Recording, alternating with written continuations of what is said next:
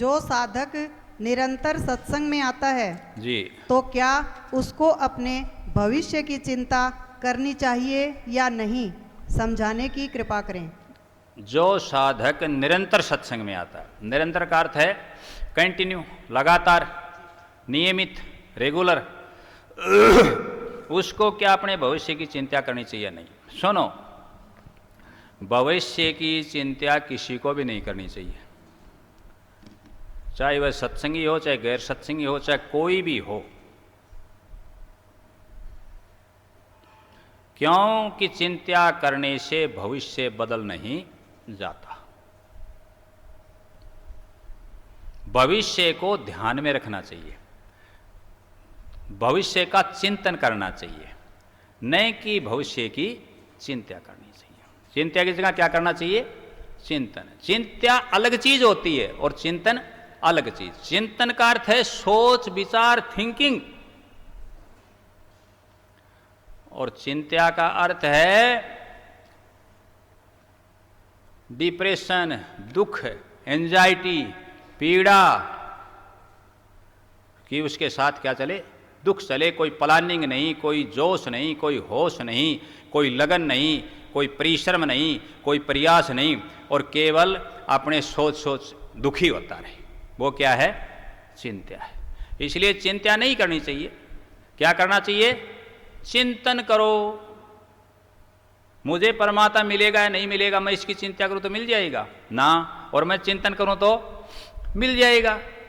उसके लिए प्रयास करूंगा, चिंतन करूंगा, सोचूंगा, विचारूंगा, तरीका, मेथड जो तरह तरह के उनको अपनाऊंगा। क्या क्या विधि महापुरुषों ने बताई, क्या क्या विधि हमारे शास्त्रों ने बताई, उन चीज़ों को काम में लूंगा, उनका पालन करूंगा, अनुशीलन करूंगा, और मन को नियंत्रण रख के उस हिसाब से चलूंगा, तब उस चीज़ की प्राप्ति हो सकती है, उस लक्ष्य को प्राप्त कर सकता हूं। तो इस प्रकार से सभी के लिए है कि चिंता नहीं। लेकिन एक बात ये ध्यान में रखना कि चिंता करने से नहीं होती। चिंता हो जाती है तो मिटे कैसे? बता दिया ना, चिंतन शुरू कर दो, चिंता साइड में हो जाएगी। बैठो ध्यान में, करो प्राणायाम।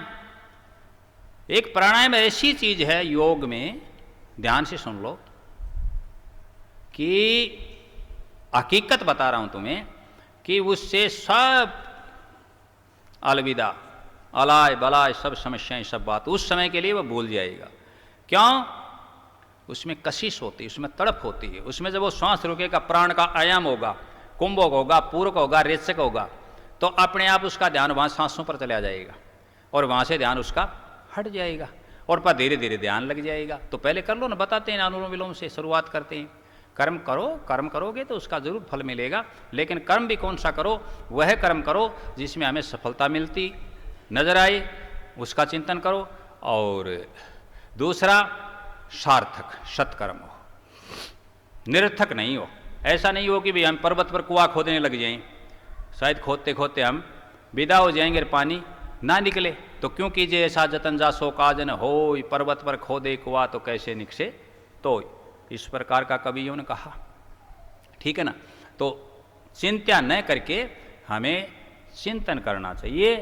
हमें सोच विचार, थिंकिंग, प्लानिंग, प्रयास, परिश्रम लगन के साथ करने चाहिए, तब सफलता प्राप्त होगी। सत्संग प्रेमियों, सतनाम सत्संग।